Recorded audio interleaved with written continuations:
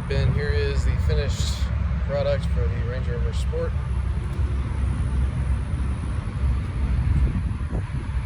It's ready to go, man, waiting for transport. Came out really nice. The color is just really pretty. You don't see that all the time on Range Rover Sports.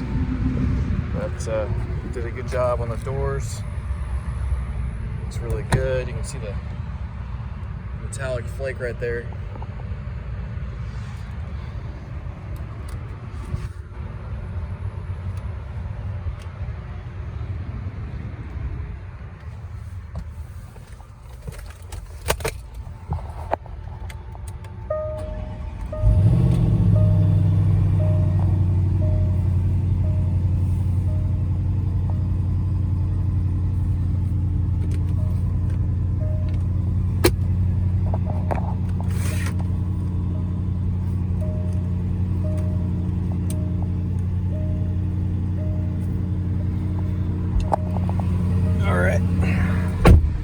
Real quick, I kind of want to go over some of the terrain response features with you.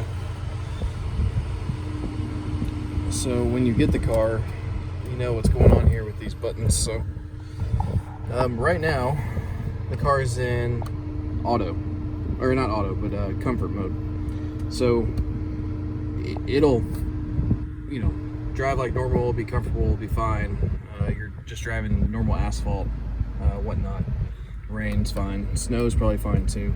But if you have real bad snow, or you go in any grass or gravel, that's what this mode is here for. And then we have the mud ruts. Sand. And then we have rock crawl. So rock crawl, it's going to prompt me to go into low range, and then you would raise the car up, put the car in neutral,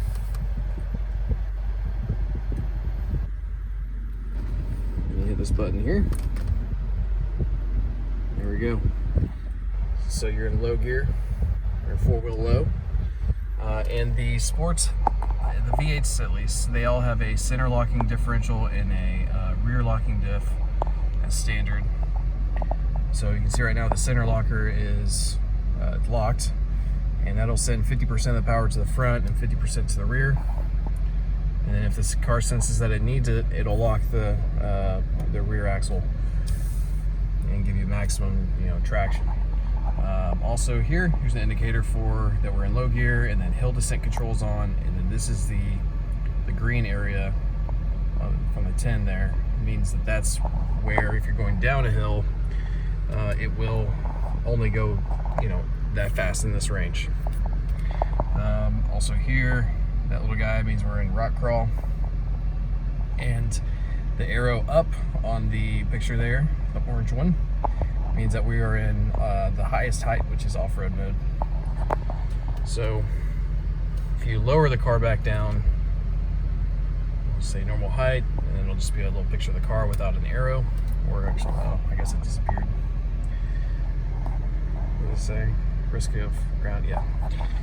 So still neutral, so I'm going to take it out, low gear here, and go back over to comfort. And then you also have park. We also have dynamic mode.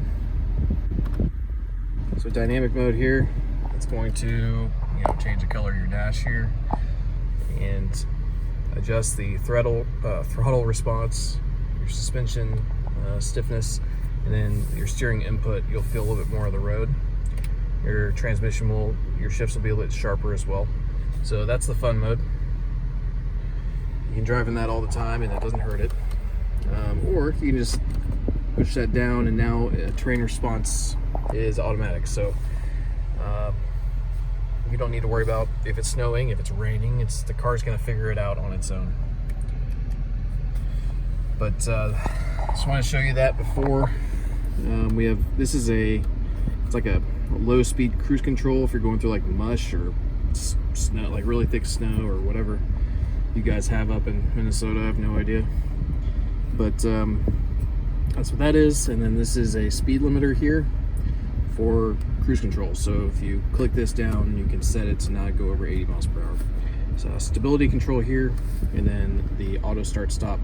This orange light means that it's not going to shut your motor down at stoplights.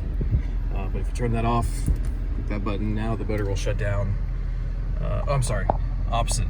So if you hit, that means it's going to do it. We've hit that button there. Now it's not going to shut down at stoplights. Sorry about that. Parking brake here, pretty simple.